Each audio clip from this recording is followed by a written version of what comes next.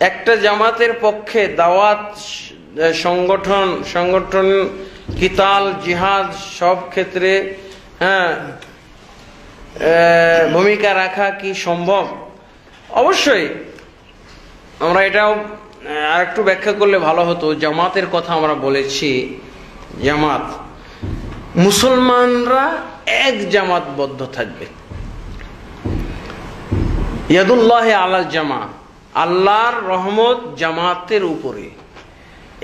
এই শব্দগুলোর আমাদের মানে অর্থ কারেকশন করতে হবে। আমাদের সমাজে ভুল অর্থ চালু আছে। আল্লাহর রহমত জামাতের উপরে, এইটা ভুল অর্থ।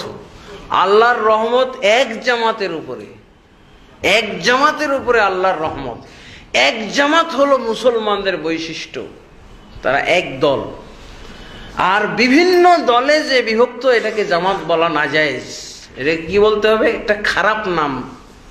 কোরআনে যেটাকে খারাপ একটা নাম দেওয়া হয়েছে সেটা হলো হিজব। যখন মুসলমানরা এক জামাত থাকবে না, তখন এদের ক্ষেত্রে জামাত শব্দটা ব্যবহার করাই নাজায়েজ। কারণ জামাত বলতে এক জামাত হবে, দ্বিতীয় কোনো জামাত থাকবে না। আর বহু জামাত যে মুসলমানদের মধ্যে আছে, এর জন্য জামাত শব্দ ব্যবহার নিষিদ্ধ। কি ব্যবহার করবে তারা? হিজব। হিজব ব্যবহার করবে আর ব্যবহার করবে। ফিরকা এবং হিজব এগুলোর অর্থ দল, কিন্তু আল জামাত অর্থ হলো এক দলভুক্ত হও। এই পর্যায়ে তো আল্লাহ রসুলের বক্তব্যগুলো এসেছে। মান ফারাকাল জামাতা শিবরান ফাকাদ খালা রিবকাতাল ইসলাম মিন উনুকিহি। যে ব্যক্তি আল জামাত থেকে এক বিঘত পরিমাণ সরে যাবে, সে ব্যক্তি তার গলা থেকে ইসলামের বেড়ি খুলে ফেললো। এক জামাত থেকে আমরা যেগুলোকে ইসলামী দল বলতেছি, এগুলো থেকে বের হলে কি ইসলাম নষ্ট হয়ে যাবে? আমার আপনি ইঁদুরের খালের মতো এই খাল দিয়ে বের হন, এই খাল দিয়ে বের হন, এই খাল দিয়ে বের হন, এই দিক দিয়ে ঢুকেন, ওই দিক দিয়ে বের হন, এই দিক দিয়ে বের হন, ইসলামের কোনো ক্ষতি হবে না এগুলোতে। আর আল জামাত সম্পর্কে আল্লাহর রসুল বলছেন, যে ব্যক্তি আল জামাত থেকে মানে এক দল থেকে এক বিঘত পরিমাণ সরে যাবে, ওই ব্যক্তি ইসলাম থেকে তার ঘাড় থেকে ইসলামের জিঞ্জির, ইসলামের শিকল খুলে ফেললো। তার মানে অমুসলিম হয়ে গেল। আল জামাত থেকে বের হওয়া মানে অমুসলিম হয়ে যাওয়া, মুরতাদ হয়ে যাওয়া। এক দল, যখন আল জামাতের অর্থ হলো এক দল। এখানে গ্রামাটিক্যাল কিছু কারণও আছে। আল শব্দটা, আল এটা আর্টিকেল, দির মতো নির্দিষ্ট বুঝায়। আর একটা কি, আল জামাত শব্দটা কোরআনে বা হাদিসে যত জায়গায় আছে মুফরাদ অবস্থায়। মুফরাদ মানে সিঙ্গুলার নাম্বার, এর প্লুরাল কোথাও ব্যবহার হয় নাই। আল জামাত শব্দটা সিঙ্গুলার নাম্বার ব্যবহার হয়েছে, মুফরাদ এক বচন। এই দুই কারণে এক দল, এক জামাতবদ্ধ থাকা। বহু জামাতকে আর মুসলমানদের এই জামাতবদ্ধ থাকা বলা যাবে না, তখন ফিরকাবদ্ধ, তখন হিজববদ্ধ। আল্লাহ বলছেন কুল্লু হিজবিন বিমা লাদাইহিম ফারিহুন, প্রত্যেকটা দল তাদের নিজের কাছে যা রয়েছে এই নিয়ে তারা খুশি। তো জামাত, যে ইসলামী জামাত যেটা আল জামাত, এই আল জামাতের দায়িত্ব হলো সবকিছু করা। তারা ইলম প্রচার করবে, তারা ইলম অর্জন করবে, দাওয়াত দিবে, জিহাদ করবে, কিতাল করবে, সবকিছু তাদের পক্ষে সম্ভব।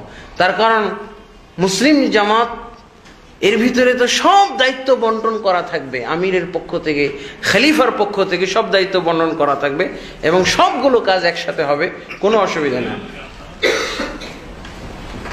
আল জামাতের পরিচয় জানিয়ে বাধিত করবেন। আল জামাত এটা তো হয়েই গেল। আল জামাত আল্লাহ রাসূল সাল্লাল্লাহু আলাইহি ওয়াসাল্লাম বলেছেন যে এক জামাতবদ্ধ থাকা। আর যখন মুসলমানরা এক জামাতবদ্ধ কখন হয়? এক আমিরের নেতৃত্বে যখন থাকে।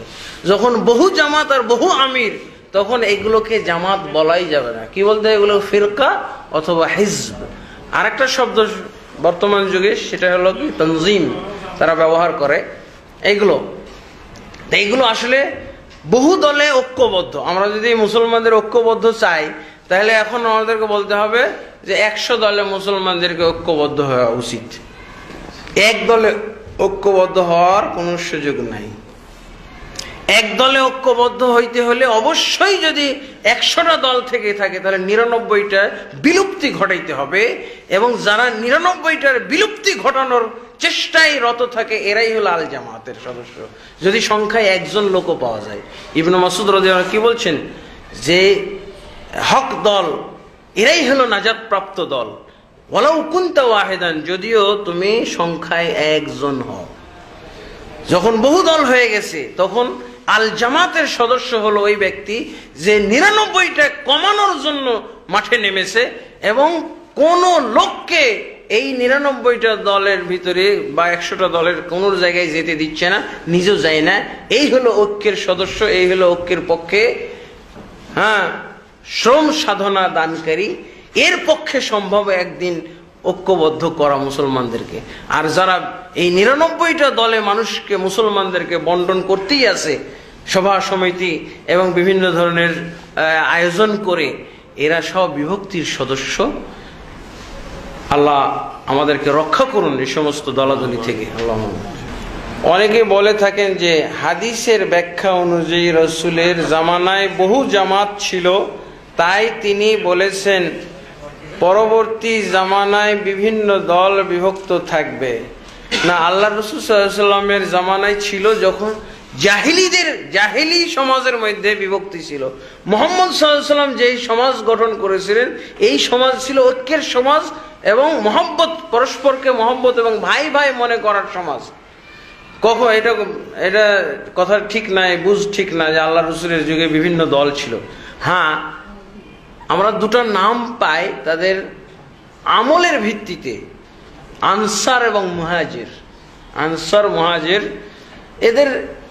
এদের হলো কর্মগত গুণের কারণে এই নাম রাখা হয়েছিল। একদল মুহাজির কেন?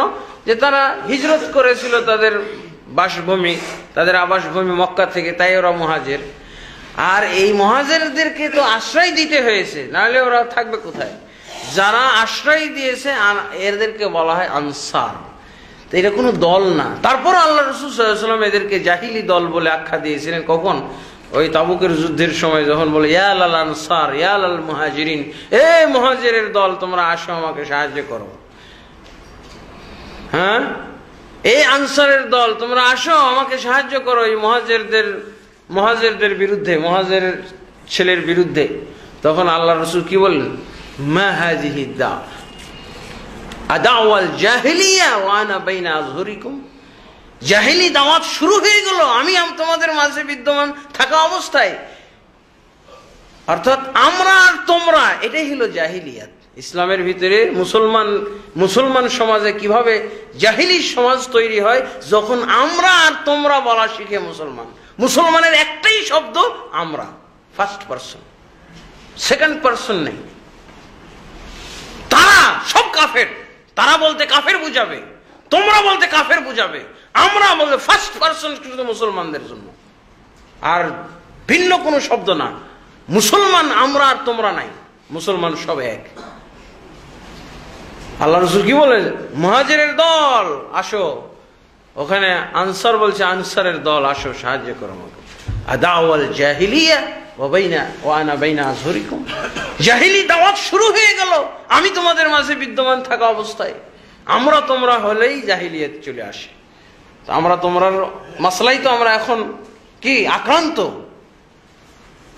আল্লাহ আমাদেরকে হেদায়েত দান করুন।